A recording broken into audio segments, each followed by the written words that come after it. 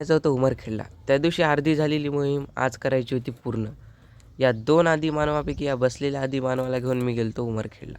बघताच बसस्टॉप आले आणि तिथून गेलो नगर परिषदमध्ये. त्या दिवशी अर्धं झालेलं काम आज करायचं होतं पूर्ण. तिथं गेल्यावरही त्यांनी केली ती जन्माच्या दाखल्यात चूक. नंतर या ऑटोला बघून आम्ही निघालो पुढे आणि स्वतःला चार्ज करण्यासाठी आम्ही गेलतो नाही हो, पाणीपुरी खायला. आणि पाणीपुरी खाऊन बघत म्हणला एकच नंबर. साईडलाच गार्डन असल्याने गेलो गार्डनमध्ये आणि बघताच तर काय बदक दिसले.